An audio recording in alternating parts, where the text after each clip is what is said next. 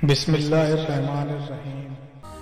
حضرت آدم علیہ السلام کی وفات کے بعد حضرت سیس علیہ السلام ولی عہد ہوئے اور اللہ کے احکامات کو عام کرتے اور عبادت الہی میں وقت صرف کرتے۔ حضرت سیس علیہ السلام حضرت آدم علیہ السلام کے بعد اللہ کے احکامات لوگوں کو سناتے اور انہیں اللہ کی طرف بلاتے۔ روایات میں ہے کہ حضرت سیس علیہ السلام نے بنو قابیل میں بھی دعوت و تبلیغ کا کام کیا، جس سے چند لوگ ان میں سے بھی احکامات خداوندی کی پیروی کرنے والے ہوئے، اور بعد میں شیطان نے بنو قابیل کو پھر بہکا کر ان کو شہید کروا دیا، اور بعد اس کے بت پرستی کی ابتدا ہوئی۔ جب حضرت سیس علیہ السلام 165 سال کے ہوئے تو آپ کے یہاں ایک بیٹا پیدا ہوا جس کا نام آپ نے آنوس رکھا۔ حضرت آنوس سے کینان سے محلائل سے یارد، اور یارد سے حضرت اخنوخ پیدا ہوئے، جو حضرت آدم اور حضرت سیس علیہ السلام کے بعد اللہ کے تیسرے نبی بنے۔ سب سے پہلے جس شخص نے قلم سے لکھا وہ آپ ہی ہیں۔ کپڑوں کے سینے اور سلے ہوئے کپڑے پہننے کی ابتدا بھی آپ ہی سے ہوئی۔ اس سے پہلے لوگ جانوروں کی کھالیں پہنتے تھے۔ سب سے پہلے ہتھیار بنانے والے، ترازو اور پیمانے قائم کرنے والے، اور علم، نجوم و حساب میں نظر فرمانے والے بھی آپ ہی ہیں۔ یہ سب کام آپ ہی سے شروع ہوئے۔ اللہ تعالیٰ نے آپ پر 30 صحیفے نازل فرمائے اور آپ اللہ تعالیٰ کی کتابوں کا بکثرت درس دیا کرتے تھے، اس لیے آپ کا لقب ادریس ہو گیا، اور آپ کا یہ لقب اس قدر مشہور ہو گیا بہت سے لوگوں کو آپ کا اصلی نام معلوم ہی نہیں۔ قرآن مجید میں آپ کا نام ادریس ہی ذکر کیا گیا ہے۔ آپ کو اللہ تعالیٰ نے آسمان پر اٹھا لیا ہے۔ بخاری و مسلم کی حدیث میں ہے کہ حضور اکرم صلی اللہ علیہ وسلم نے شب معراج حضرت ادریس علیہ السلام کو چوتھے آسمان پر دیکھا۔ حضرت کعب احبار رضی اللہ تعالیٰ عنہ وغیرہ سے مروی ہے، وہ ہر روز پیرہن سیتے تھے، ہر دم سینے میں تسبیح پہنتے تھے اور کسی سے سلائی کی اجرت نہ لیتے تھے۔ ایک دن وہ اپنے کام سے فارغ ہو کر بیٹھے تھے کہ ملک الموت بارجوے تمام امراض سے آدمی کی صورت بن کر مہمان کے طور پر رات کو حضرت ادریس علیہ السلام کے دروازے پر آ پہنچے۔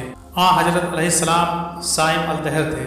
جب شام ہوتی افطار کے وقت آپ کا کھانا بحثت سے آتا، جس قدر چاہتے کھا لیتے، باقی کھانا پھر بحثت میں چلا جاتا۔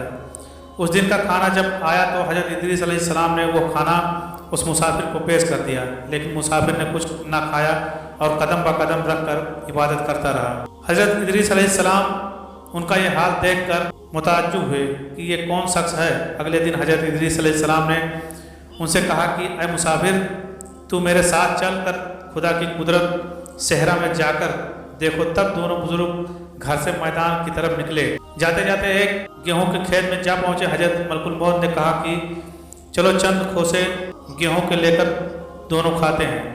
حضرت ادریس علیہ السلام نے فرمایا کہ عجیب ہے، رات کو حلال کھانا نہ کھایا اور اب حرام کھانا چاہتا ہے۔ پھر وہاں سے دونوں بزرگ دوسرے باغ میں پہنچے اور وہاں پھر انگور دیکھ کر حضرت اسرائیل علیہ السلام نے کھانے کا قصد کیا۔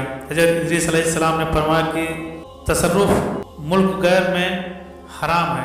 پھر جاتے جاتے ایک بکری دیکھ کر حضرت اسرائیل علیہ السلام نے کھانے کا اور ارادہ کیا۔ پھر حضرت ادریس علیہ السلام نے کہا کہ بیگانی بکری کو ذبح کر کے کھانا ممنوع ہے۔ اس طرح 3 روز تک دونوں باہم گفتگو کرتے رہے۔ جب حضرت ادریس علیہ السلام کو لگا کہ یہ شخص بنی آدم سے معلوم نہیں ہوتا، یہ کون شخص ہے، اور فرمایا کہ خدا کے واسطے ظاہر تو کرو کہ تم کون ہو۔ مسافر بولا میں اسرائیل ہوں۔ حضرت ادریس علیہ السلام نے فرمایا کیا سب مخلوقات کی جان تم ہی قبض کرتے ہو؟ انہوں نے کہا کہ ہاں۔ حضرت ادریس علیہ السلام نے فرمایا تم شاید میری جان قبض کرنے آئے ہو۔ انہوں نے کہا نہیں، میں تمہارے ساتھ خوش طبعی کرنے آیا ہوں۔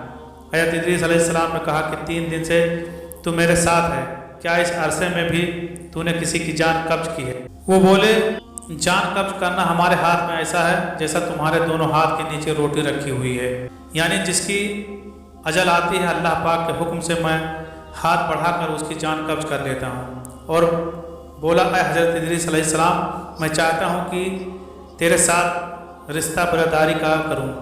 حضرت ادریس علیہ السلام نے فرمایا کہ میں تجھ سے رشتہ برادری کا کروں گا، لیکن ایک بار موت کا مزہ چکھنا چاہتا ہوں۔ کیسا ہوتا ہے؟ تم میری روح قبض کر کے دکھاؤ۔ ملک الموت نے اس حکم کی تعمیل کی اور روح قبض کر کے اسی وقت آپ کی طرف لوٹا دی اور آپ زندہ ہو گئے۔ پھر آپ نے فرمایا کہ اب مجھے जहन्नम दिखाओ ताकि खौफ इलाही ज़्यादा हो। चुनांचे ये भी किया गया। जहन्नम को देखकर आपने दारोगा जहन्नम से फरमाया कि दरवाज़ा खोलो, मैं इस दरवाजे से गुजरना चाहता हूँ। चुनांचे ऐसा ही किया गया और आप उस पर से गुजरे। फिर आपने मलकुल मौत से फरमाया कि मुझे जन्नत दिखाओ। वो आपको जन्नत में ले गए। आप दरवाज़ा खोलकर जन्नत में दाखिल हुए। थोड़ी देर इंतज़ार के बाद मलकुल मौत ने कहा कि अब आप अपने मुकाम पर तशरीफ़ ले चलें। आपने फरमाया कि अब मैं यहाँ से कहीं नहीं जाऊँगा। अल्लाह ताला ने फरमाया कुल्लु नफ्सिन जायक़तुल मौत, तो मौत का मज़ा मैं चख ही चुका हूँ। और अल्लाह ताला ने यह फरमाया है कि हर शख्स को जहन्नम पर गुजरना है, तो मैं गुजर चुका हूँ।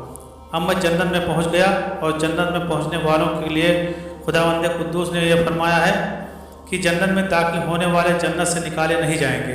अब मुझे जन्नत से चलने के लिए क्यों कहते हो? अल्लाह ताला ने मलकुल मौत को वही भेजी कि हज़रत इदरीस अलैहिस्सलाम ने जो कुछ किया मेरी अजन से किया और वह मेरे ही अजन से जन्नत में दाखिल हुए, लिहाजा तुम उन्हें छोड़ दो, वो जन्नत ही में रहेंगे। चुनांचे हज़रत इदरीस अलैहिस्सलाम आसमानों के ऊपर जन्नत में हैं।